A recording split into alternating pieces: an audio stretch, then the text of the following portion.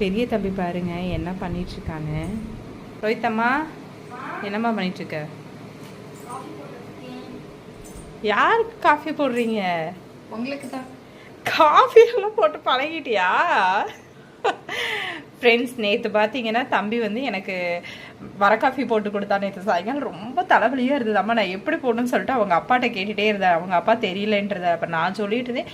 அவனே போய் பண்ணி போட்டுட்டு இருந்தான். ஃப்ரெண்ட்ஸ், இன்னைக்கு பாருங்கள் எனக்காக பார்த்தீங்கன்னா இன்றைக்கி என்ன ப்ரூ காஃபியா? ப்ரூ போட்டு எவ்வளோமா சர்க்கரைன்னுலாம் கேட்டு அவனே போட்டிருக்கான். ஃப்ரெண்ட்ஸ், குடிச்சு பார்த்து எப்படி இருக்குன்னு சொல்லலாம்.